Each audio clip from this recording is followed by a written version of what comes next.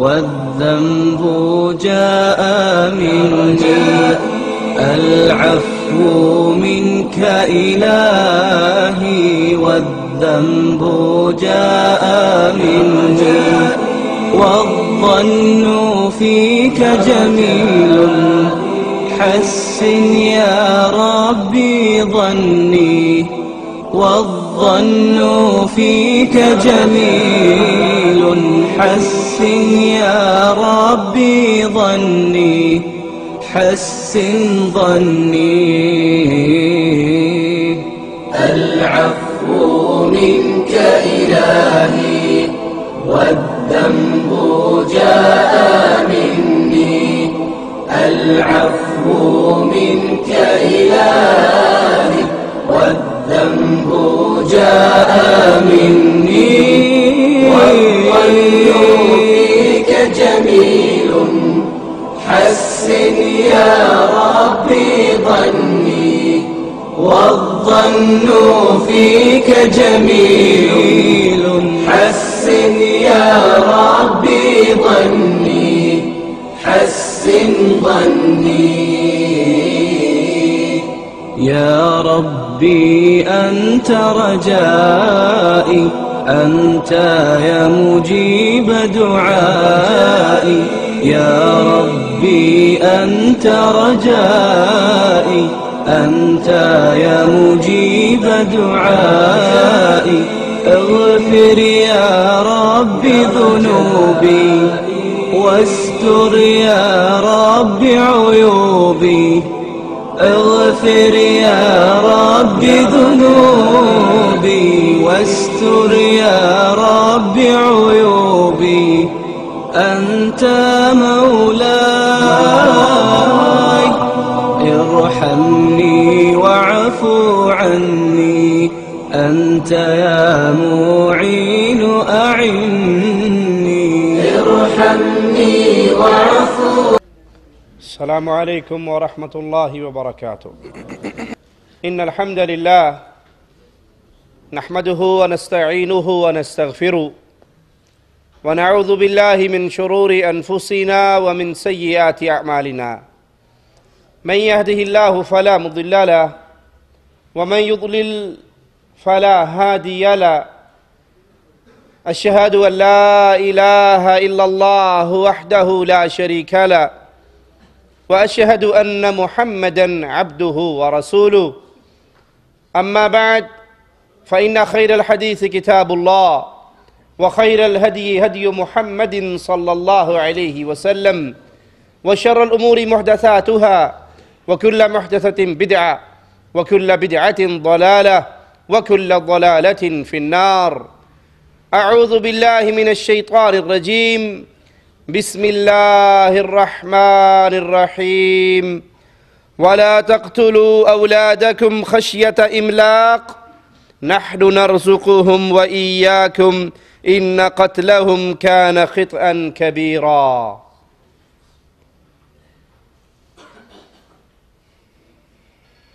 کبیرہ گناہوں میں سے ایک بہت بڑا گناہ اپنی اولاد کا قتل۔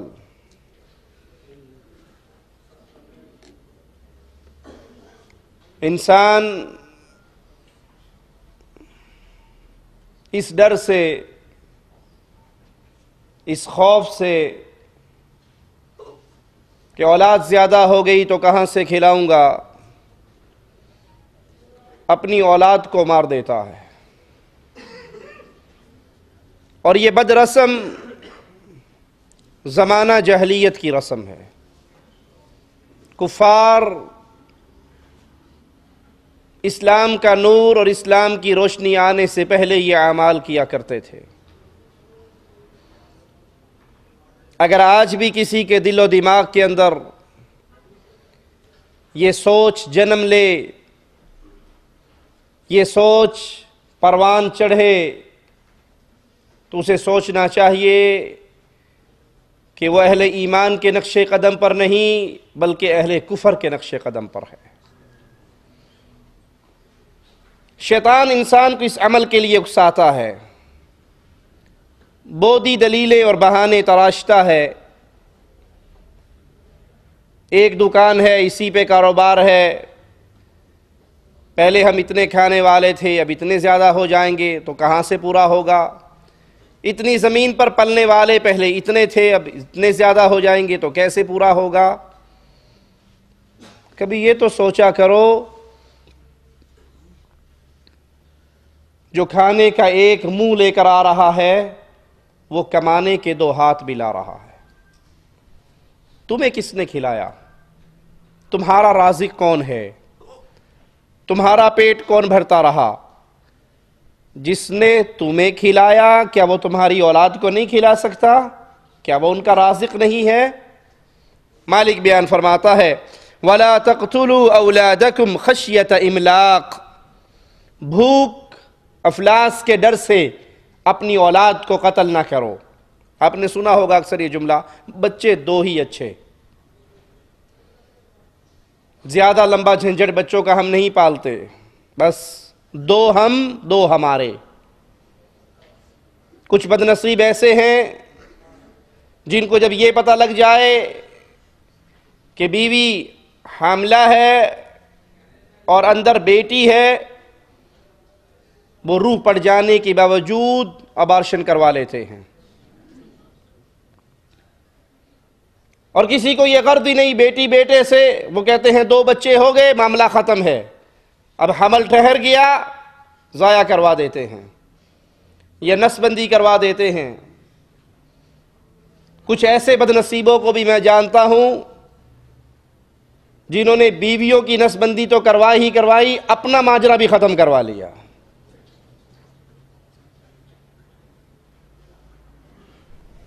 اور کتنے ہی وہ گھرانے ہیں جن میں 2 بچوں کے بعد 3 بچوں کے بعد میاں بیوی اولاد کا سسٹم بند کروا دیتے ہیں، رب سے جنگ کرتے ہیں، پھر اللہ ان سے یہ 2-3 بچوں کی نعمت کو چھین لیتا ہے، ساری عمر روتے ہوئے گزر جاتے ہیں۔ مالک منع فرماتا ہے کہ اپنی اولاد کو بھوک کے ڈر سے، افلاس کے ڈر سے قتل نہ کرو۔ نحن نرزقہم وإیاکم، تمہارا داتا بھی اللہ ہے، ان کا داتا بھی اللہ ہے۔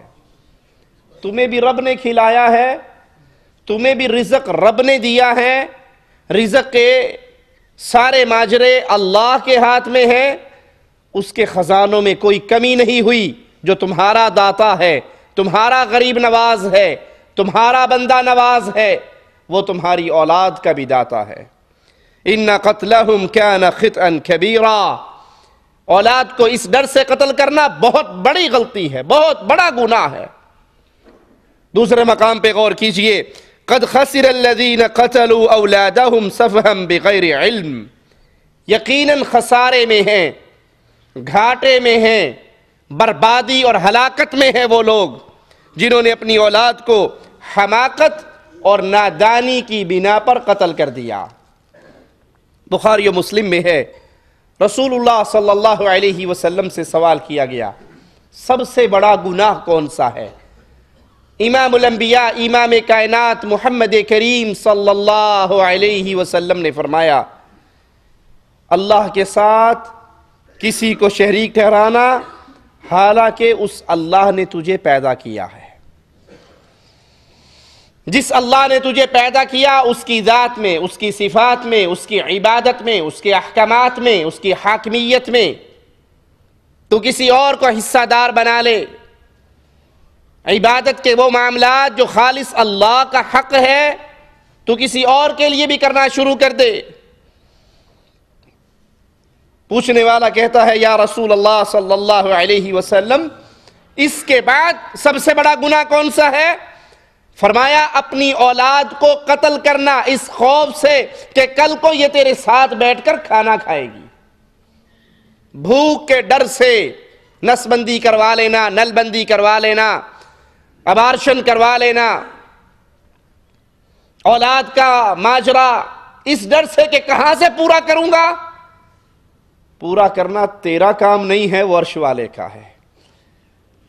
اگر مسلمان ہو، ایمان ہے مصطفیٰ علیہ السلام کے فرامین پر، تو یہ ایک حدیث ہی کافی ہے۔ اللہ کے حبیب علیہ السلام نے فرمایا اگر تم اللہ پر ویسے بھروسہ کرو جیسے پرندے کرتے ہیں، اللہ تمہیں ویسے رزق دے گا جیسے پرندوں کو دیتا ہے۔ پرندے صبح اپنے گھونسلوں سے نکلتے ہیں، ان کے پوٹے خالی ہوتے ہیں، رات کو لوٹتے ہیں، ان کے پوٹے بھرے ہوئے ہوتے ہیں۔ وہ کس دربار کے گیڑے مار کے آتے ہیں؟ وہ کہاں پہ چادریں چڑھا کر آتے ہیں؟ وہ کون سی قوالیاں گاتے ہیں؟ خواجہ نہ دے گا تو پھر کون دے گا؟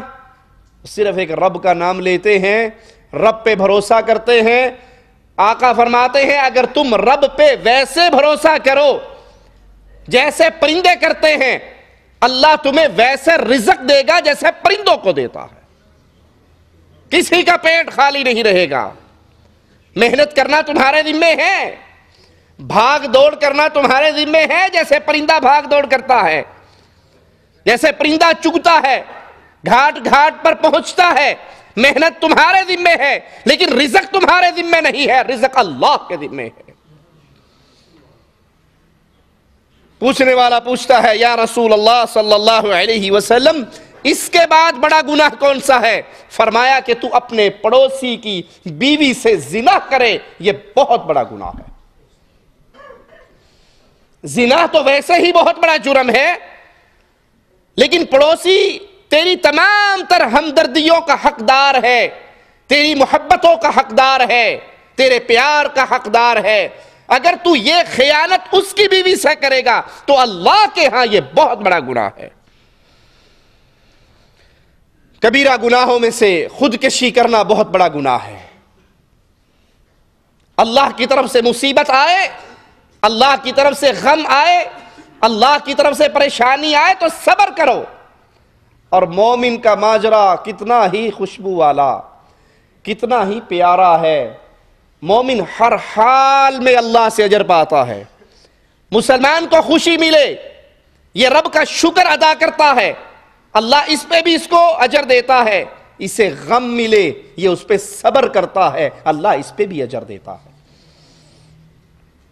کسی مسلمان کو ایک کانٹا چبھے، ایک کانٹا، اور اس تکلیف پہ وہ صبر کر لے، اس کانٹا چبھنے پر بھی اللہ اس کو اجر عطا فرماتا ہے۔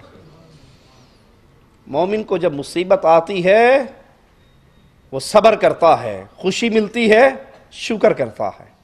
لیکن خودکشی کرنے والا اپنے آپ کو، اپنی جان کو، جو اس کے پاس اس کی ملکیت نہیں ہے، یہ اللہ کی ہے، اس جان کا مالک اللہ ہے، اگر انسان اس جان کو ختم کرتا ہے تو کبیرہ گناہوں میں سے یہ بہت بڑا گناہ ہے۔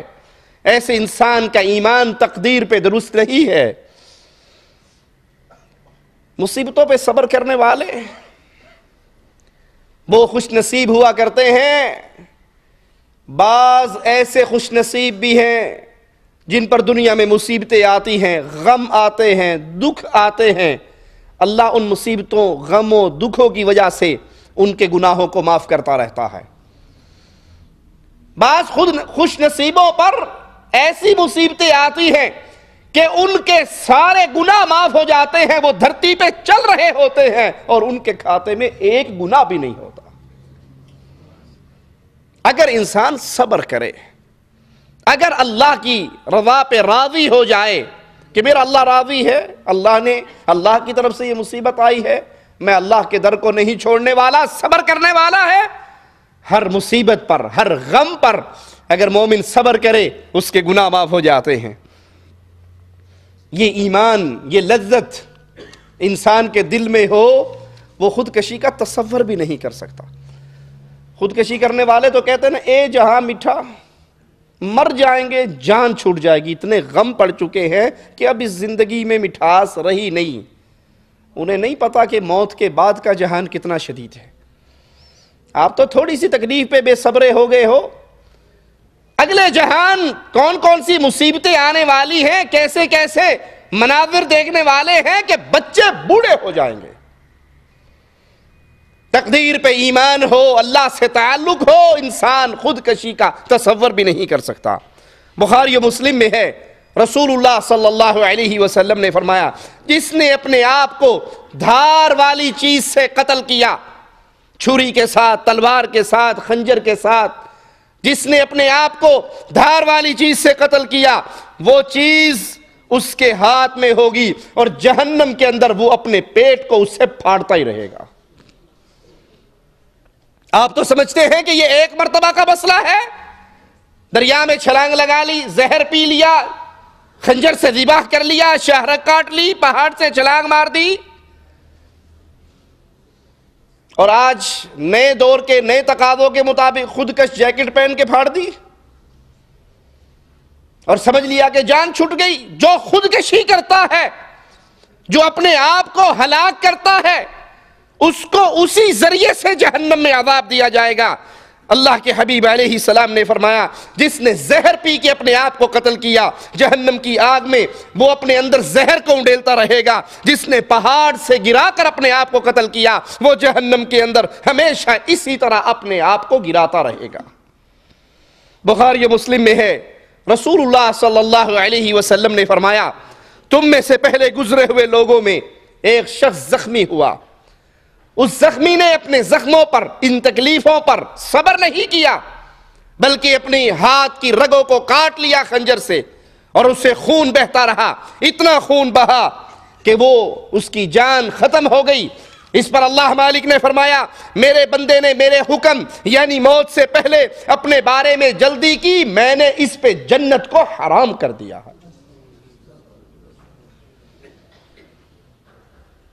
چھوٹی چھوٹی تکلیفوں پر، چھوٹے چھوٹے غموں پر، چھوٹی چھوٹی پریشانیوں پر، کسی کا قرض دینا ہے، پیسے نہیں ہے، وہ سمجھتا ہے کہاں سے قرض ادا کروں، چلو ٹرین کے نیچے ہی سر دیتا ہوں، چوہے مار گولیاں ہی کھا لیتا ہوں، سپرے پڑا ہے وہی پی کے جان ختم کر لیتا ہوں، جان چھوٹ جائے گی۔ ارے جان چھوٹے گی نہیں، وہ جو دنیا کے حقوق ہیں وہ تو باقی رہیں گے، یہ جو جرم کر رہا ہے یہ بھی تیرے سر پہ لاد دیا جائے گا۔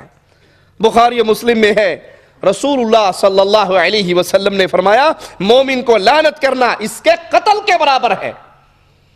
پھر سنیے، مومن پر لعنت کرنا اس کو قتل کر دینے کے برابر ہے۔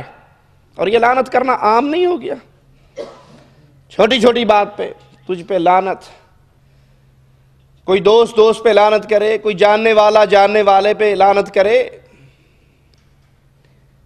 بے دینی کا یہ ماحول بن چکا ہے، ماں سگی اولاد پہ لعنت کرتی ہے، تھوڑا سا بچے نے کو کہا پھٹے منہ تیرا، لکھ لعنت تیرے پہ، اور کچھ نہیں، غصہ آئے گا تو ہاتھ ہی دکھا دیں گے، منہ سے نہیں بھی بولنا، تو یہ لعنت کا اظہار ہے۔ یہ آپ کی اولاد ہے، اولاد پہ لعنت کرتے ہیں۔ مومن پر لعنت کرنا اتنا بڑا جرم ہے، گویا آپ نے اس مومن کو قتل کر دیا۔ رسول اللہ صلی اللہ علیہ وسلم بیان فرماتے ہیں، جس نے کسی مومن کو کافر کہا، جس نے کسی مومن کو کافر کہا، گویا اس نے اسے قتل کر دیا۔ جس نے کسی چیز سے خودکشی کی، قیامت تک اسے اسی چیز سے عذاب دیا جائے گا۔ نہ تو مومن پہ لعنت کریں، نہ کسی مسلمان موحد مومن پر کفر کا فتویٰ لگائیں۔ یہ لعنت اور کفر دو ایسی چیزیں ہیں، جب انسان کسی کے لیے بولتا ہے، دونوں میں سے ایک ملعون، دونوں میں سے ایک کافر ضرور ہوتا ہے، یا کہنے والا یا جس کو کہا جا رہا ہے، یہ لوٹتی ہے واپس۔ اور جس نے کسی چیز سے اپنے آپ کو قتل کر لیا، قیامت تک وہ اسی چیز سے اس کو عذاب دیا جائے گا۔ بخاری و مسلم میں ہے، رسول اللہ صلی اللہ علیہ وسلم نے ایک جنگ کے اندر ایک شخص کو جو بڑا بہادری سے لڑ رہا تھا، فرمایا یہ جہنمی ہے، وہ بڑا زبردست مارکا لڑ رہا، اور پیارے حبیب علیہ السلام فرما رہے یہ جہنمی ہے۔ اس کے جہنمی قرار دینے کی وجہ کیا تھی؟ کہ وہ شخص میدان جہاد میں لڑتے ہوئے زخمیوں سے چور ہو گیا، جب اس کو زخم زیادہ لگے وہ تکلیف پہ صبر نہ کر سکا، اور اپنی ہی تلوار سے اس نے اپنا معاملہ ختم کر لیا، اپنی ہی تلوار سے اپنے آپ کو ہلاک کر لیا، خودکشی کر لی۔ اب یہ لڑ رہا ہے، میدان جہاد میں ہے، میدان معرکہ میں ہے، لیکن زخموں پہ، تکلیفوں پہ، مصیبتوں پہ صبر کے دامن کو اس نے چھوڑ دیا، اپنے آپ کو ختم کر لیا، رسول اللہ صلی اللہ علیہ وسلم نے اس کو جہنمی قرار دیا، اس کی ساری نیکیاں برباد ہو گئی۔ رسول اللہ صلی اللہ علیہ وسلم کے سامنے ایک جنازہ لایا گیا، صحیح مسلم میں ہے، اللہ کے حبیب علیہ السلام کے سامنے ایک جنازہ لایا گیا۔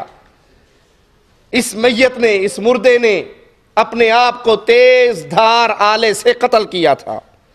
اللہ کے حبیب علیہ السلام کو خبر دی گئی، یہ مرنے والا خودکشی کر کے مرا ہے، اس سے بڑی بدنصیبی اور کیا ہوگی؟ مصطفیٰ علیہ السلام نے اس کی نماز جنازہ پڑھنے سے انکار کر دیا۔ یہ مسائل کا حل نہیں ہے، اپنے آپ کو قتل کرنے کی اسلام اجازت نہیں دیتا، اپنے آپ کو ہلاک کرنے کی اسلام اجازت نہیں دیتا۔ آپ کی زندگی کا مالک اللہ ہے، آپ اس کے مالک نہیں ہے۔ آج تو رواج بن چکا ہے، گھر میں ماں باپ نے بیٹے کو ڈانٹ دیا، اس نے جا کر دریا میں چھلانگ مار دی، خامند نے بیوی کو ڈانٹ دیا، اس نے زہر پی لیا، فلاں نے فلاں کو یہ کہہ دیا، کوئی پیپر میں فیل ہو گیا، کوئی میٹرک میں فیل ہو گیا، کوئی بی اے میں فیل ہو گیا، اس نے اپنا سر ٹرین کے نیچے دے دیا۔ یہ دین سے دوری کا نتیجہ ہے، بے شعوری کا نتیجہ ہے۔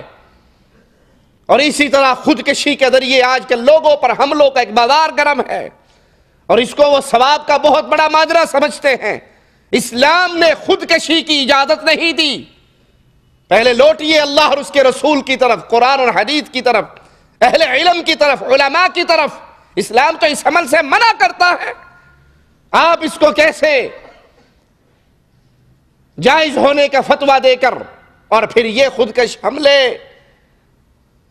جس میں نہ مرنے والے کو پتا ہے میں نے کس کس کو مارنا ہے، کوئی دربار پہ خودکش حملہ کر رہا ہے، کوئی مسجدوں پہ خودکش حملے کر رہے ہیں، کوئی بازاروں میں خودکش حملے کر رہے ہیں، جس میں معصوم عورتیں مر رہی ہیں، بچے مر رہے ہیں۔ یہ کہاں کا دین ہے؟ یہ کہاں کا اسلام ہے؟ اسلام خودکشی کو حرام قرار دیتا ہے اور گناہ کبیرہ میں شامل کرتا ہے۔ کبیرہ گناہوں میں سے ایک بہت بڑا گناہ والدین کی نافرمانی کا گناہ ہے۔ آج معاشرے کی اکثریت اس گناہ کے اندر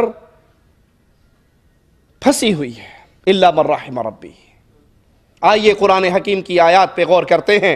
وَقَضَىٰ رَبُّكَ أَلَّا تَعْبُدُوا إِلَّا إِيَّاهُ، یہ تیرے رب کا فیصلہ ہے، تیرے اللہ کا فیصلہ ہے۔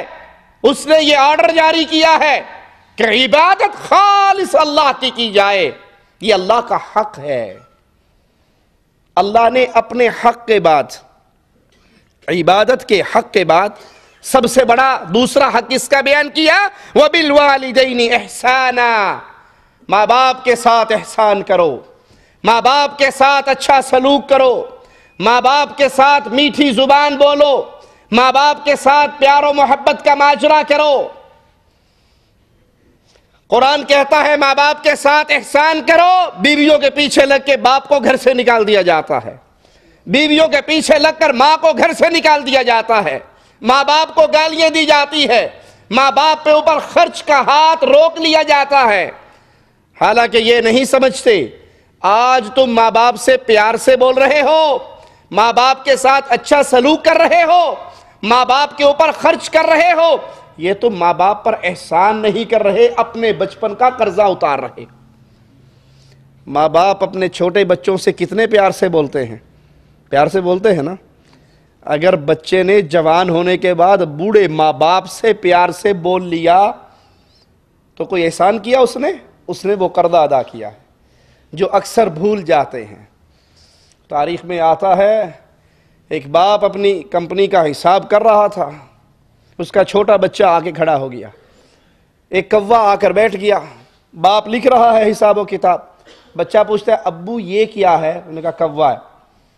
ابو یہ کیا ہے؟ 2 منٹ کے بعد انہوں نے کوا ہے۔ اس نے 6-7 دفعہ پوچھا، باپ نے جواب دیا، وہ لکھتے لکھتے وہ کوا کوا کوا بھی لکھتا گیا۔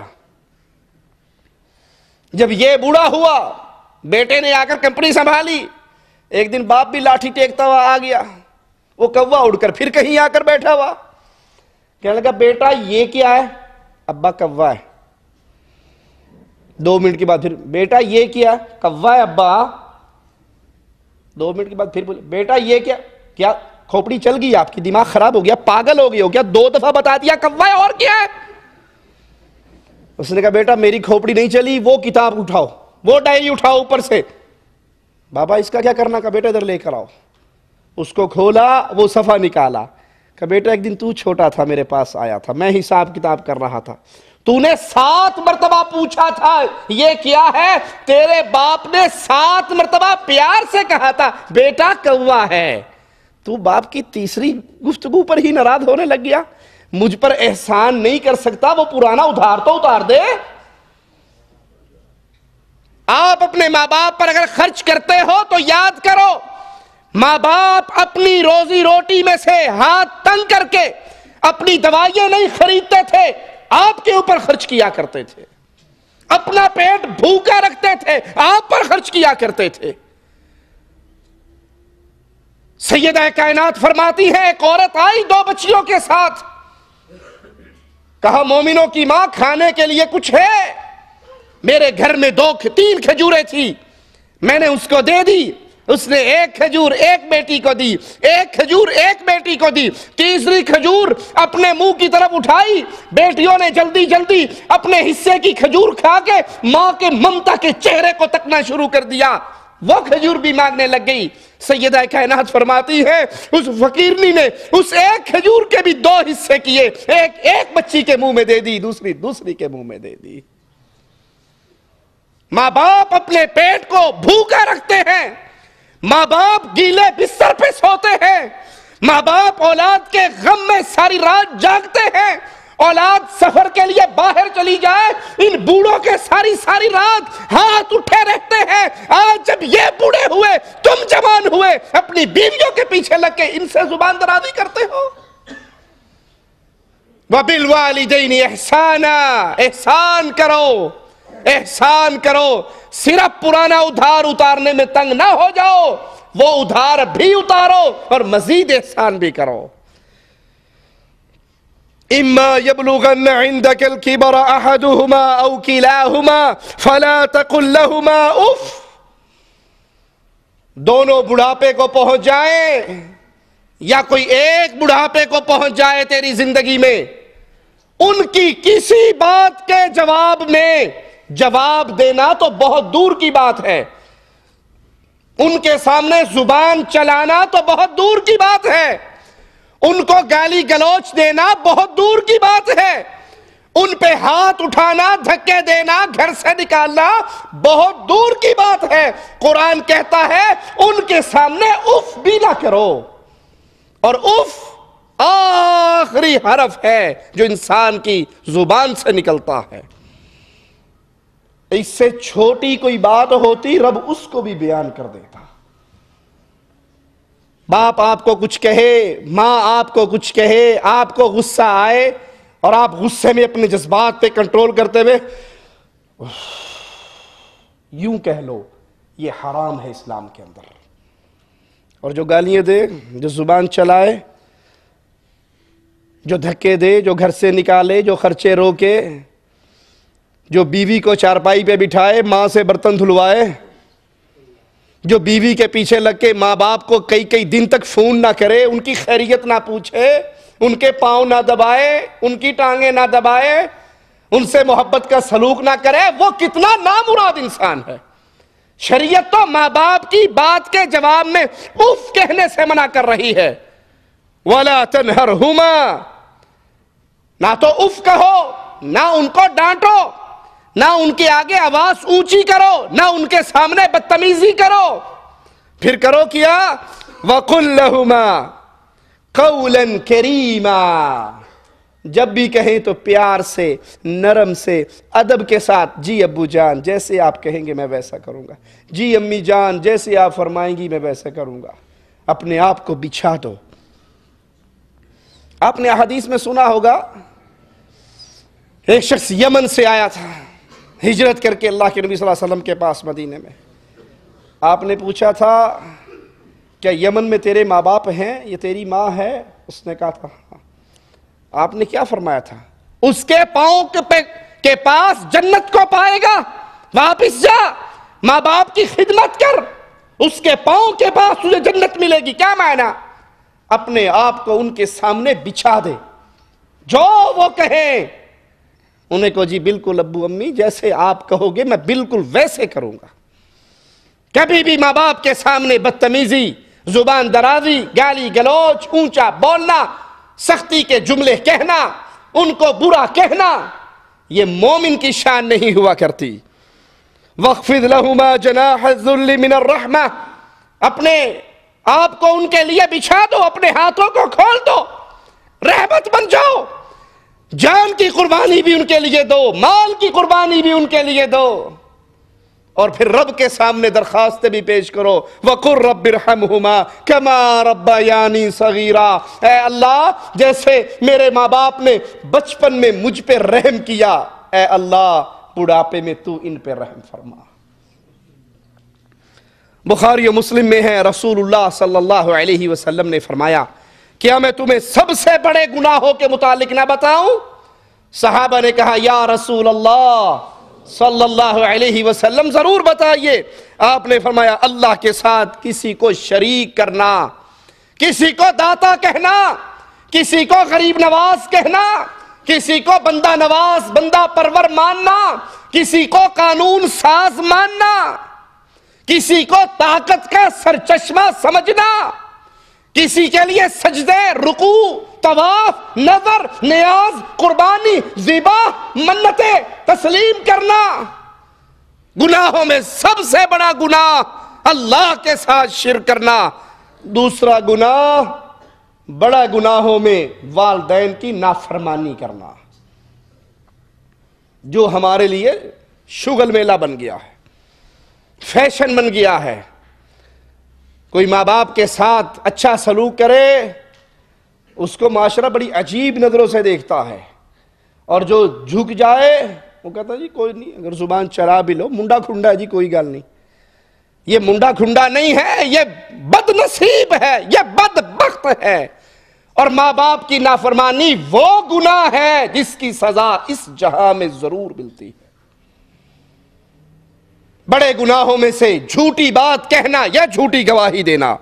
ترمذی میں ہے، رسول اللہ صلی اللہ علیہ وسلم نے فرمایا اللہ تعالیٰ کی رضامندی والد کی رضامندی میں ہے.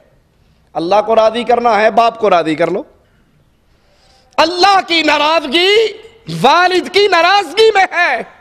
جس سے اس کا باپ ناراض ہے اس سے اللہ ناراض ہے. جس سے اس کا باپ راضی ہے اس سے اس کا اللہ بھی راضی ہے. رسول اللہ صلی اللہ علیہ وسلم نے فرمایا، ترمذی میں ہے یہ روایت، والد باپ جنت کے بہترین دروازوں میں سے ایک دروازہ ہے. ہم کیا سمجھتے ہیں باپ کو انہوں کی پتہ ہے، ابا انہوں کی بڈھا ہو گیا، بابا انہوں کی پتہ، سارا کچھ مجھے پتہ ہے. جو مجھے پتہ ہے میرے باپ کو کہاں سے پتہ لگا؟ 4 لفظ دنیا کے پڑ جائیں باپ کو کچھ سمجھتے نہیں. دوستوں کی وہ عزت ہے، باپ کی وہ عزت. مجھے یاد ہے ایک یونیورسٹی کا واقعہ ہمارے استاد نے ہمیں سنایا. لڑکا پڑھتے پڑھتے یونیورسٹی تک پہنچ گیا تھا، وہ دیہات کا، گاؤں کا، بستی کا، بھینی کا. اس کا باپ کہیں ملنے کے لیے اس یونیورسٹی میں آ گیا. اب لڑکا پینٹ شرٹ ٹائی لگا کے بڑی اپنی شخصیت بنا کے بیٹھا ہوا معاشرے کے مطابق، اور باپ بیچارہ دھوتی، کھدر کا چولا، جوتی پرانی سی، سافٹی. اب اسے بہت شرم آئی کہ میں اپنے دوستوں کے سامنے یہ مان لوں کہ یہ میرا باپ ہے. اس کا حلیہ کیا اور میرا حلیہ کیا. اگر میں نے مان لیا کہ یہ میرا باپ ہے تو پھر میں تو یونیورسٹی میں ذلیل ہو جاؤں گا. تو کسی نے پوچھا یہ کون ہے؟ ابو کا جاننے والا ہے، ابو کا جاننے والا ہے. باپ نے کہیں سن لی، ایسی دکھ اور درد والی بات کان میں پڑی جاتی ہے. اسے بڑا غصہ آیا کہ آج میری اگر حیثیت، میں نے تو اپنا پیٹ کاٹ کاٹ کے اس کو کھلایا ہے، خود نہیں کھایا اس کو کھلایا، خود نہیں پہنا اس کو پہنایا. میں دیہاتی سی اپنی ماحول میں زندگی گزارتا رہا، جو کچھ کمایا اس کو دیا، اور آج یہ دنیا کی رنگینی میں ایسا غرق ہوا کہ مجھے جاننے سے انکار کر دیا. کہا لڑکو میں اس کے باپ کا جاننے والا نہیں، میں اس کی ماں کا جاننے والا، اس کا باپ ہوں. باپ جنت کے دروازوں میں سے بہترین دروازہ ہے، اور اللہ کے حبیب علیہ السلام فرماتے ہیں اس دروازے کی حفاظت کرو۔ باپ کے سامنے دوستوں کی عزت کو نہ بڑھاؤ۔ باپ ایک بات یاد کراتا رہے، اولاد کو بڑی مشکل سے یاد ہوتی نہیں ہے، اور وہی بات اگر اولاد کا استاد یاد کروا دے، کمپنی میں مدیر یاد کروا دے، وہ بھولے گی؟ باپ نے وہی بات 10 مہینے یاد کروائی، نہیں یاد، دوستوں نے ایک دفعہ کہا، اس لائن پہ چل پڑا۔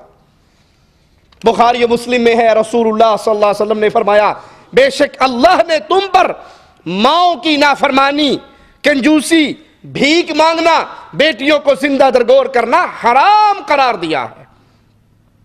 ماں کی نافرمانی حرام ہے، باپ کی نافرمانی حرام ہے، فضول بحث مباحثہ، سوالات کی کثرت، مال کو ضائع کرنے کو اللہ ناپسند قرار دیتا ہے۔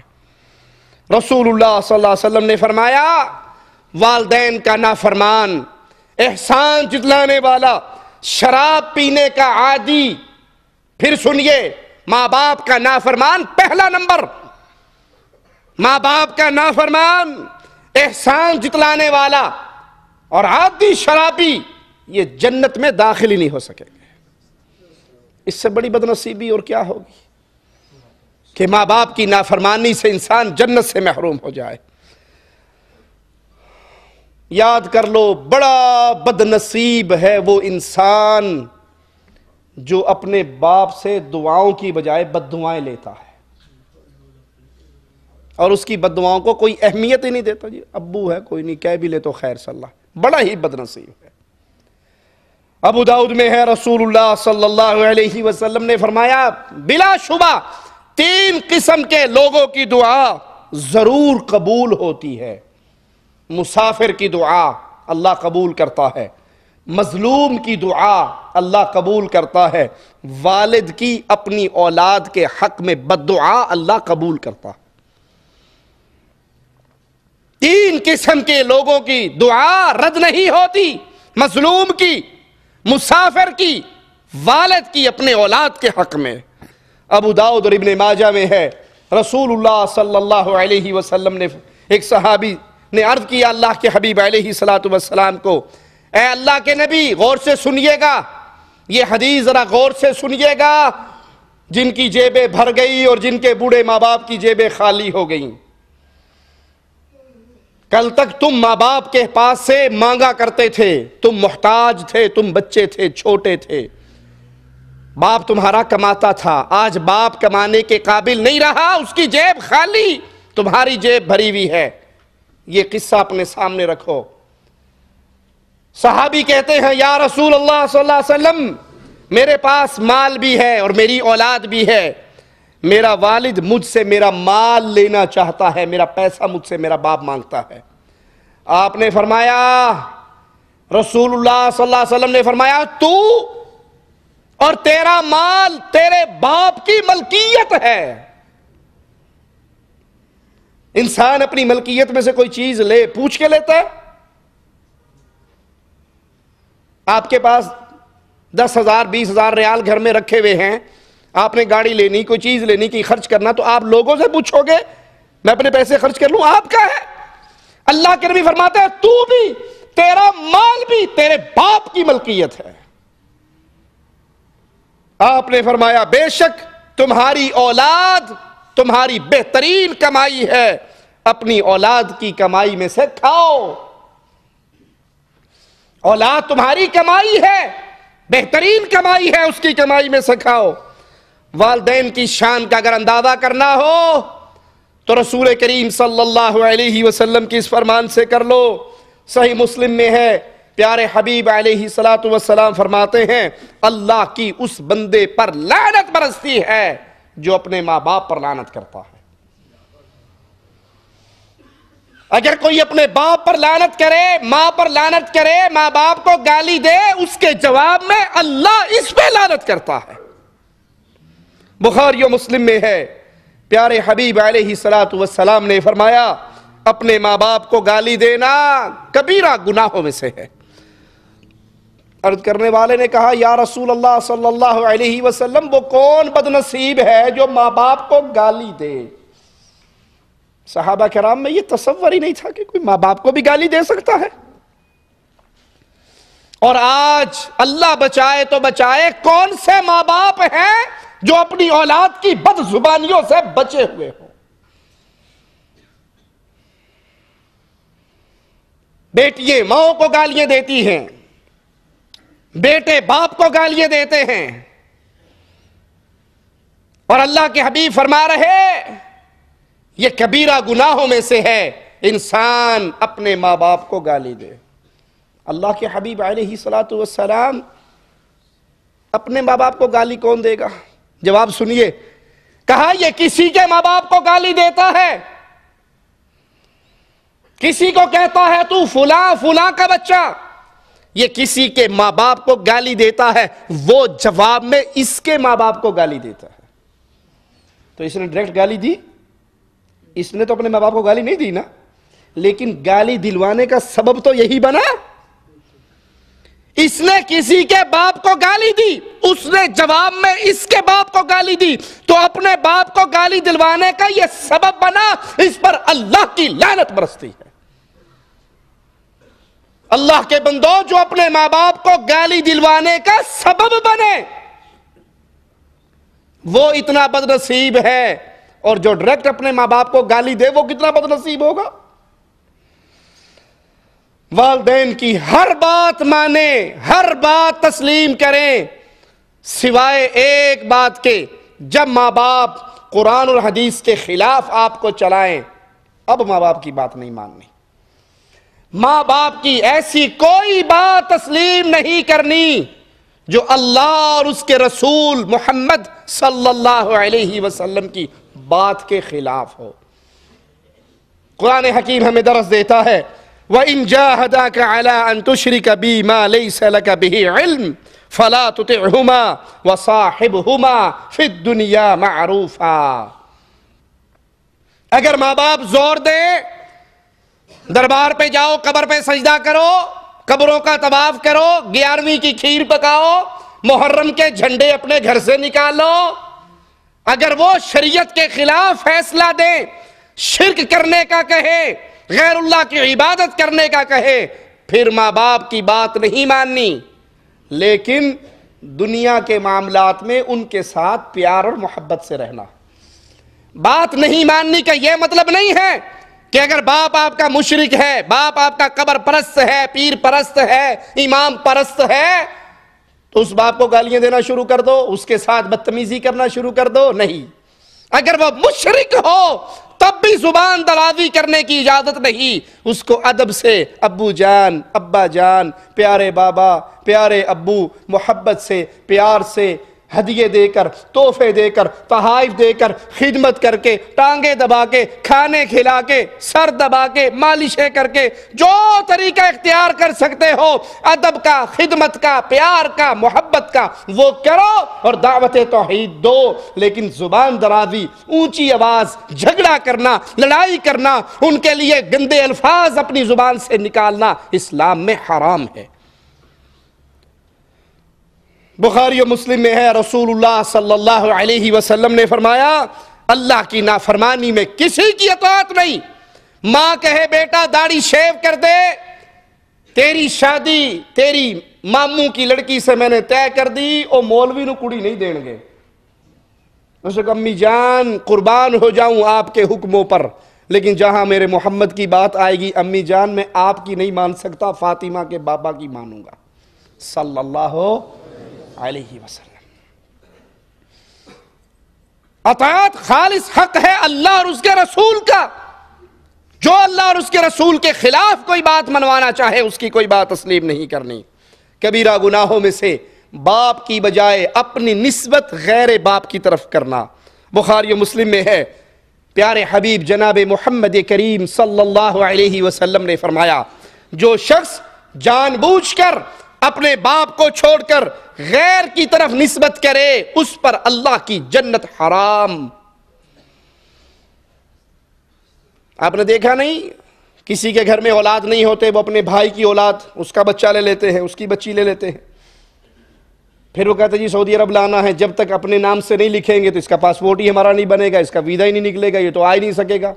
وہ اس کے باپ کا نام ہٹا کے چچا کو باپ بنا دیتے ہیں، تائے کو باپ بنا دیتے ہیں، ماموں کو باپ بنا دیتے ہیں۔ یہ حرام ہے۔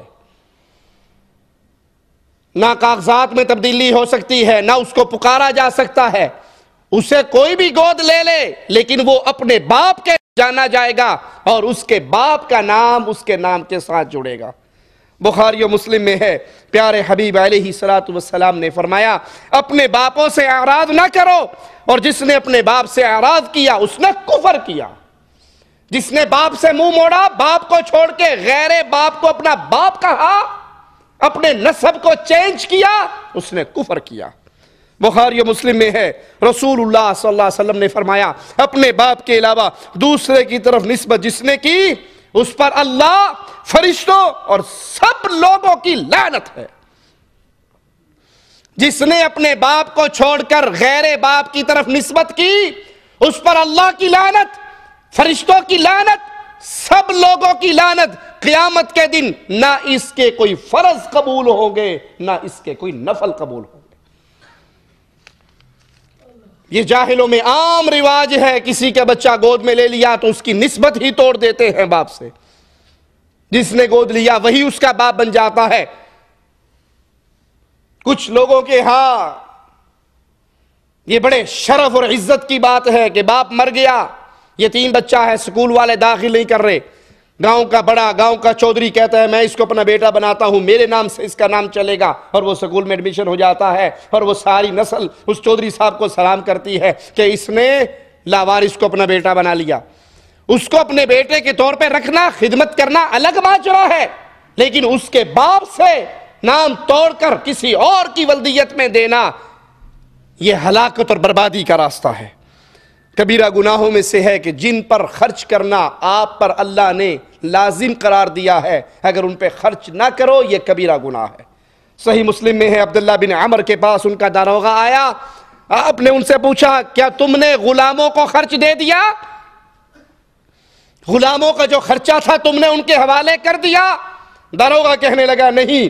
انہوں نے کہا جلدی جاؤ انہیں خرچ دے کر آؤ، کیونکہ میں نے رسول اللہ صلی اللہ علیہ وسلم کو یہ فرماتے ہوئے سنا ہے آدمی کو اتنا ہی گناہ کافی ہے کہ جس کا خرچ اس کے ذمے ہے وہ خرچ روک لے۔ آپ نے دیکھا ہوگا اکثر میاں بیوی میں لڑائی ہو جائے، بیوی ناراض ہو کے میکے چلی جائے، خاوند اچھا بھلا کھاتا پیتا بھی ہوگا، بیوی ناراض ہو کے گئی ہے تم سیدھا کرنا، میں تو خرچہ پیجنا ہی نہیں، تنگ ہو کے پجے گی اتھوں۔ یہ کبیرہ گناہ ہے کہ جس کا خرچ اللہ نے آپ کے ذمہ لگایا ہے وہ خرچ آپ روک لو۔ وہ اولاد کا خرچ ہو، وہ بیوی کا خرچ ہو، وہ ماں باپ کا خرچ ہو، وہ چھوٹی بہنوں کا خرچ ہو، ماں باپ نے جو آپ کے ذمہ لگا دیے آپ ان خرچوں کو اٹھا رہے ہیں۔ جو خرچ کرنا آپ پہ لازم ہے اگر آپ نے وہ خرچہ نہ کیا، روک لیا، اولاد سے، بیوی سے، بچوں سے، ماں باپ سے، گناہ کبیرہ، اور یہی گناہ ہلاکت کے لیے کافی ہے۔ صحیح مسلم میں ہے رسول اللہ صلی اللہ علیہ وسلم کا فرمان، شادی شدہ حضرات ذرا اس حدیث کو غور سے سنیں۔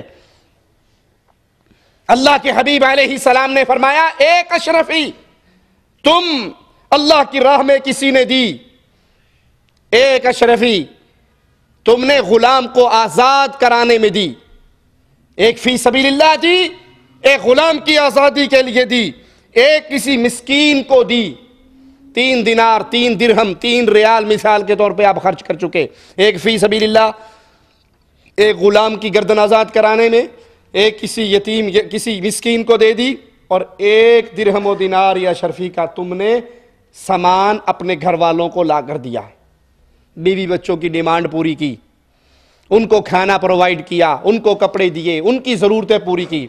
فی سبیل اللہ، غلام کی آزادی، مسکین پہ خرچ اور اپنے بیوی بچوں پہ خرچ۔ اللہ نے جو ثواب بیوی بچوں پہ خرچ ہونے والی اشرفی کا دیا وہ تینوں میں سے کسی کا بھی نہیں دیا۔ بعض لوگوں کو آپ دیکھو گے اللہ کے راستے میں خرچ کرنے میں بڑے دلیر، مسجدیں بنوا رہے، مدرسے بنوا رہے، یتیم خانوں کو دے رہے، اور بچے اس کے بھوکے مانگتے پھر رہے لوگوں سے۔ یہ کوئی ثواب کا کام ہے؟ اس کا مطلب ہے کہ تم ریاکار ہو، لوگوں میں چرچا کروانا چاہتے ہو، اپنے گھر کا خیال نہیں کرتے۔ گھر والوں پہ خرچ کرنا، اولاد پہ خرچ کرنا، بیوی بچوں پہ خرچ کرنا، فی سبیل اللہ خرچ کرنے پر، غلام کو آزاد کروانے پر، مسکین کی مدد کرنے سے بھی زیادہ اجر و ثواب والا ہے۔ ہاں، آپ خرچ کرتے ہوئے یہ نیت کریں، اے اللہ ان کا خرچ تو نے میرے ذمے لگایا ہے، میں اپنے مال میں سے جو تو نے مجھے عطا فرمایا ہے میں اپنی آل اولاد پہ خرچ کرتا ہوں۔ یہ نیت ثواب کی اگر کر لو، آپ کا سارا خرچ ہونا یہ بھی قیامت کے دن نیکی بن کے آپ کے پلڑے میں ہوگا۔ کبیرہ گناہوں میں جائیداد کی غلط تقسیم، یہ رواج ہے، خاص طور پہ ہم پنجاب کے رہنے والے، پنجاب کا رواج تو ہم نے دیکھا ہے، باقی شہروں کا تو نہیں معلوم۔ باپ کی کوشش ہوتی ہے کہ وہ مرتے مرتے ساری جائیداد بیٹوں کے نام کر جائے، بیٹیوں کو حصہ نہ ملے۔ اس کے لیے ہندوانہ سوچ کا ایک جملہ انہاں نو جہیز دے چھڑیا سی 2 ٹرک بھر کے، ہون انہاں نو ہور میں کی دیواں، بس کافی ہے وہ جہیز۔ یا تو یہ کہتے ہیں، یا مولوی صاحب لڑکیوں کا حق تو ہے لیکن دیکھو اگر ان کو دیں گے زمین ہماری غیر خاندان میں چلی جائے گی، یہ تو غیروں کی ہو گئی نا، تو ہماری پراپرٹی وہ لے جائیں گے، ہماری جائیداد میں وہ حصہ دار بن جائیں گے۔ کوئی بدنصیب اپنے بیٹوں کے نام کر جاتے ہیں تاکہ بیٹیوں کا حق ماریں، اور کوئی ایسے بدنصیب ہیں وہ پوتوں کے نام لکھوا کر جاتے ہیں تاکہ نہ پوتیوں کو ملے نہ نواسیوں کو ملے۔ یہ کبیرہ گناہ ہے۔ اللہ نے جائیداد تقسیم کرنے کا جو کلیہ قاعدہ اہل ایمان کو دیا ہے، جس کا جتنا حق رکھا ہے وہ حق دیجئے۔ یہ جائیداد جب آپ دھرتی پہ آئے تھے خالی ہاتھ لے کر آئے تھے، یہ زمین آپ کو اللہ نے دی، یہ سونا آپ کو اللہ نے دیا، یہ پراپرٹی آپ کو اللہ نے دی، یہ حق بھی اللہ نے رکھا ہے۔ اور کتنی جہالت ہے، لوگوں کا مال مار کے آپ قبر میں جا رہے ہو، آپ کو کیا فائدہ ہے؟ آپ نے بیٹوں کو دے دیا، بیٹیوں سے روک لیا، آپ تو مر رہے ہو نا، مرتے مرتے یہ فیصلے کر رہے ہو۔ کئی بدنصیب مرتے مرتے بیچارے سائن کرنے کی کوشش کرتے ہیں اور ان سے سائن نہیں ہوتے بیٹوں کے نام، اور بڑے دکھ سے وہ مرتے ہیں کہ بس اس زمین میں سے تو بیٹیاں حصہ لے جائیں گی، برباد ہو جائیں گے میرے بیٹے۔ بھائی آپ جس کا غم کر کے جا رہے ہو، آپ تو قبر میں جا رہے ہو، اپنی قبر کو کسی اور کے لیے جہنم کا گڑھا کیوں بناتے ہو؟ بیٹے اور بیٹی کا حق اللہ نے رکھا ہے، آپ بہنوں کا حق مار کے، بیٹیوں کا حق مار کے، پوتیوں نواسیوں کا حق مار کے مر رہے ہو، آپ کو اپنی قبر جہنم کا گڑھا بنانے کا کیا فائدہ ملے گا؟ مالک جہاں میراث کے مسائل قرآن حکیم میں ہمارے لیے بیان فرماتا ہے، ان کے بعد ارشاد فرماتا ہے تلک حدود اللہ، بیوی کو کتنا ملے گا، بیٹیوں کو کتنا ملے گا، بیٹوں کو کتنا ملے گا، یہ ساری تقسیم جو اللہ نے جس کا حق رکھا ہے، اللہ نے اس کا کیا نام دیا؟ یہ اللہ کی حدود ہیں، یہ اللہ کی مقرر کردہ حدیں ہیں، اس سے آگے نہ بھاگنا، اس سے تجاوز نہ کرنا۔ وَمَن يُطِعِ اللَّهَ وَرَسُولَهُ يُدْخِلْهُ جَنَّاتٍ تَجْرِي مِن تَحْتِهَا الْأَنْهَارُ خَالِدِينَ فِيهَا وَذَلِكَ الْفَوْزُ الْعَظِيمُ۔ یہ اللہ کی حدیں ہیں، جو اللہ اور اس کے رسول کی اطاعت کرے گا وہ ایسی جنتوں میں، ہمیشہ کی جنتوں میں داخل ہوگا جن کے نیچے نہریں بہتی ہوں گی، اور یہ سب سے بڑی کامیابی ہے۔ اور جو حق مار کے جائے، جو بہنوں کا حق دبا کے جائے، جو بیٹیوں کا حق مار کے سارا بیٹوں کو دے کر جائے، ایک شخص کا ذاتی واقعہ میں خود جانتا ہوں، وہ فوت ہو گیا، اپنے بیٹوں میں سے 2 بیویوں کے بچے تھے، ایک بیوی کے بچے لاڈلے تھے، دوسری بیوی کے بچے اتنے لاڈلے نہیں تھے، وہ لاڈلوں کو زیادہ دے گیا، غیر لاڈلوں کو تھوڑا دے گیا، باپ مر گیا۔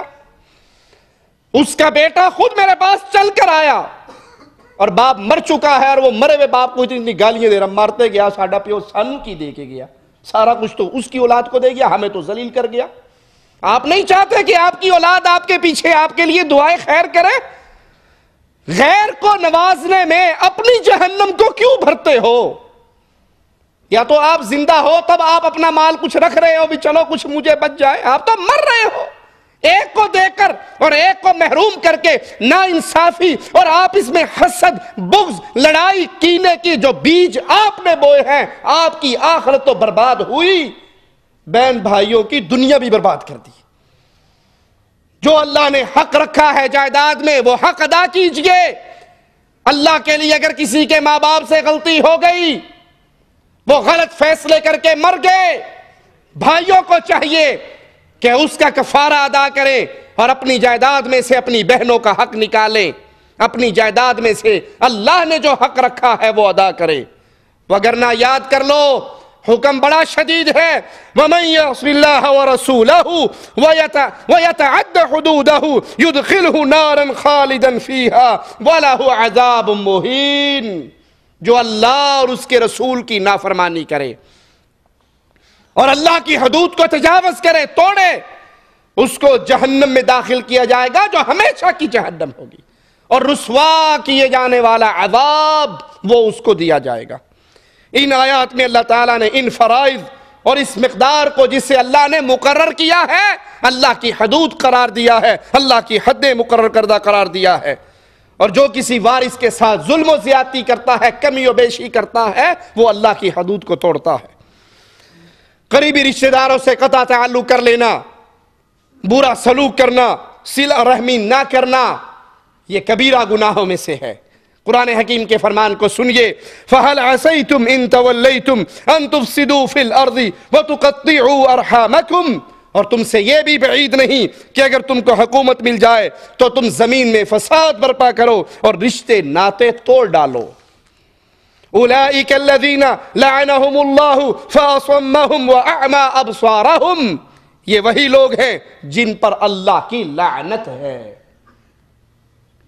جو رشتے ناتوں کو توڑے، قطع رحمی اختیار کرے، صلہ رحمی کے معاملات کو نہ چلائے، یہ وہ بدنصیب ہے جس پر اللہ کی لعنت ہے، جن کی سماعت اور آنکھوں کی روشنی چھین لی گئی ہے۔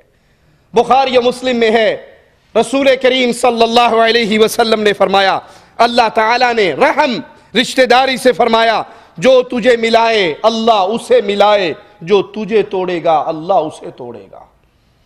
اللہ ہمیں رشتہ داریوں سے میل ملاپ اور پیار اور محبت کا سلوک کرنے کی توفیق عطا فرمائے۔ صحیح بخاری میں ہے، رسول اللہ صلی اللہ علیہ وسلم نے فرمایا، وہ شخص صلہ رحمی کرنے والا نہیں ہے جس کے ساتھ رشتہ دار اچھا سلوک کرے اور وہ اس کے جواب میں اچھا سلوک کرے۔ کوئی جی کرے تو جی کو جی ہوتی ہے نا، یہ صلہ رحمی نہیں ہے کہ ایک رشتہ دار اچھا سلوک کرے، آپ جواب میں اس کے ساتھ اچھا سلوک کریں۔ صلہ رحمی تو یہ ہے کہ وہ آپ کے ساتھ برا سلوک کرے اور آپ پھر اس کے ساتھ اچھا سلوک کرتے رہیں، اس سے بد سلوکی نہ کریں، اس سے قطع رحمی نہ کریں۔ بخاری و مسلم میں ہے، رسول اللہ صلی اللہ علیہ وسلم نے فرمایا، جو شخص اپنی روزی میں فراخی اور عمر میں اضافہ چاہتا ہے، اللہ کے حبیب اس کو کلیہ دے رہے۔ ابھی کوئی مولوی صاحب، کوئی قادری صاحب، کوئی نقش بندی چشتی صاحب اعلان کر دیں کہ ایک بڑے پہنچے ہوئے پیر صاحب آئے ہوئے ہیں ملتان کے، اور ان کے پاس روزی میں فراخی کا تعویذ ملتا ہے۔ لائن لگی بھی ہوگی وہاں پہ یا نہیں؟ بڑی لمبی لائن لگے گی نا۔ مولوی صاحب میری 500 ریال تنخواہ ہے، اس مہینے کی تنخواہ تیرے نام کو تعویذ دے دے 1500 تنخواہ لگ جائے، پہلے مہینے کی تنخواہ تجھے دوں گا۔ اور یہ تو سب پیر فقیر ملنگ، یہ تعویذ فروش، یہ عزتوں کے لٹیرے، یہ مال کے لٹیرے، یہ گھروں کی صفائی کر جانے والے، ان کے پلے تو کچھ بھی نہیں ہے، تو جھوٹے ہیں، مکار ہیں، کذاب ہیں، دجال ہیں۔ یہ جو روزی میں اضافے کے تعویذ آپ کو دیتے ہیں، ان کی نظر آپ کی جیب پر کیوں ہے؟ یہ اپنی روزی کا بندوبست خود کیوں نہیں کر لیتے؟ عقل استعمال کرے انسان، آپ اپنے لیے روزی کا بندوبست اچھا کیوں نہیں کر لیتے؟ میرے نذرانوں پر کیوں انتظار کرتے ہیں؟ میں آپ کو اس کی بات بتا رہا ہوں جس کا نام ہے محمد الرسول اللہ صلی اللہ علیہ وسلم، جس سے سچی بات کسی اور کی ہو سکتی، جس کی بات میں کوئی جھوٹ ہو سکتا، اور جس کو یہ شک ہو جائے میں یقین نہیں کہہ رہا، جس کو یہ شک ہو جائے کہ محمد کی بات جھوٹی ہے، اس کے ایمان پہ ہمیں یقین ہو گیا ہے، اس کے پلے میں ایمان باقی نہیں رہا۔ کافر ہے وہ جو محمد کی بات میں شک کرتا ہے صلی اللہ علیہ وسلم۔ نبی کلیہ دے رہے، فارمولہ دے رہے، جو چاہے رزق میں اضافہ ہو، اصل تو یہ میرا خاوند ہے، میرا مہمان ہے، کچھ دنوں کے لیے تیرے پاس آیا ہے، اس کو تکلیف نہ دے، یہ ان قریب تجھ سے جدا ہو کر پھر میرے پاس آ جائے گا۔ صحیح الجامع میں ہے، رسول کریم صلی اللہ علیہ وسلم نے فرمایا، جب عورت 5 وقت کی نمازیں پڑھے، رمضان کے روزے رکھے، اپنے خاوند کی اطاعت کرے، قیامت کے دن اللہ جنت کے سارے دروازے کھول کر اس کو کہے گا جہاں سے جی چاہتا ہے جنت میں چلی جا۔ کتنے کام کرے؟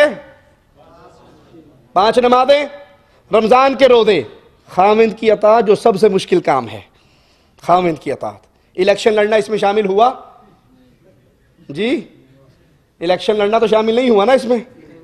انا للہ و انا الیہ راجعون۔ خاوندوں کی ناشکری کرنا اور طلاق کا مطالبہ کرنا یہ کبیرہ گناہوں میں سے ہے۔ صحیح مسلم میں ہے، اللہ کے نبی نے فرمایا، اور تو صدقہ کرو، میں نے کثرت سے تمہیں اہل نار میں سے دیکھا ہے۔ ایک عورت نے کہا کیا وجہ ہے؟ آپ نے فرمایا تم خاوندوں کی ناشکری کرتی ہو۔ خاوند جتنی مرضی لسٹ لمبی بیگم بنا کے دے دے، وہ ساری لسٹ پوری کر لے، 50 60 70 80 چیزیں لکھے، اور یہ بیچارہ تھیلا اٹھایا ہوا اور سیڑھی چڑھتا جا رہا ہے، اوپر لا کے رکھتا ہے۔ بیگم کہتی ماشاءاللہ وہ فلاں چیز لائے ہو؟ وہ تو بھول گیا، اللہ اصل شاید وہی سی اینو پھائلا چھڑ جڑا غریب ایڈا سامان چوک کے اوتے چڑھیا۔ کوئی ایک چیز رہ جائے، کوئی ایک ایٹم پورا نہ کر سکے، فوراً زبان جدوں دی تیرے گھر آئی ہیں نا رولی گئی ہیں۔ اتنے اچھے اچھے رشتے آتے تھے، پتہ نہیں کون سا مصیبت والا دن تھا جس دن تم سے نکاح ہو گیا۔ میرے پیچھے تو گاڑیوں والے گھومتے تھے، میرے پیچھے کاروں والے، ڈاکٹر انجینئر آتے تھے، مولوی کے پلے پتہ نہیں۔ اللہ بس صبر ہی ہے، ایک چیز نہ ملے پچھلی ساری پہ پانی پھیر دیں گی۔ جب سے تیرے گھر آئی ہوں بھوکی مر گئی ہوں۔ بھلے اس کا باپ سال پیچھے اس کو مالٹے کھلاتا ہونا، اور خاوند 1 ہفتے میں 1 دفعہ مالٹے نہ لا کے دے، ابو جان 10 کلو لایا کرتے تھے، اور پاہمیں 10 کلو نے سال پیچھو بھی نہ دیکھے ہوں۔ یہ ناشکری عورتوں کے اندر ہے، اور نبی فرما رہے ہیں یہ کبیرہ گناہ ہے، اور بات بات پہ طلاق دے، طلاق کر، فارغ، بھیج باپ کے گھر، یہ عورت کی زبان پہ رکھی۔ یہ طلاق کا بغیر کسی عذر شرعی کے مطالبہ کرنا کبیرہ گناہ ہے۔ ترمذی میں ہے، اللہ کے نبی صلی اللہ علیہ وسلم فرمایا، جس عورت نے بغیر کسی سبب کے اپنے خاوند سے طلاق طلب کی، اس پہ جنت کی خوشبو بھی حرام ہے۔ ہاں شرعی عذر ہو، خاوند بے نماز ہو، نشئی ہو، چرسی ہو، بے دین ہو، پھر تو اس سے طلاق کا مطالبہ کیا جائے، وگرنہ بغیر شرعی عذر کے مطالبہ کرے تو پھر ایسے عورت پر جنت کی خوشبو حرام ہے۔ انسان کو اللہ 2 بیوییں اگر عطا فرمائے، 1 سے زیادہ ہو، تو شریعت کا حکم ہے وَعَاشِرُوهُنَّ بِالْمَعْرُوفِ، ان کے ساتھ اچھا سلوک کرو، اور اگر وہ ایک کی طرف جھک جائے اور دوسری کو لٹکا دے، چھوڑ دے، اس کے حقوق ادا نہ کرے، باریاں نہ پوری کرے، نان نفقہ نہ پورا کرے، تو رسول اللہ صلی اللہ علیہ وسلم فرماتے ہیں قیامت کے دن وہ اٹھایا جائے گا، اور حق مارنے کی وجہ سے اس کی ایک سائیڈ پہ فالج گرا ہوا ہوگا، اور وہ فالج زدہ ہو کر اٹھے گا۔ اسی طرح بیویوں کے راز کو لوگوں کے سامنے ظاہر کر دینا یہ کبیرہ گناہوں میں سے ہے۔ غلام کا بھاگ جانا کبیرہ گناہوں میں سے ہے۔ صحیح مسلم میں ہے، رسول اللہ صلی اللہ علیہ وسلم نے فرمایا، جب غلام اپنے آقا سے بھاگ جاتا ہے اس کی نماز قبول نہیں ہوتی جب تک واپس لوٹ نہ آئے، اور جو غلام اپنے آقا سے بھاگ جاتا ہے تو وہ کفر کرتا ہے۔ صحیح مسلم میں ہے، اللہ کے نبی نے فرمایا، جو غلام بھاگ جائے تو اللہ کا جو ذمہ ہے اس کو معاف کرنے کا، وہ ذمہ ختم ہو جاتا ہے۔ اقول قولی هذا واستغفر الله لي ولكم ولسائر المسلمين فاستغفروه انه هو الغفور الرحيم۔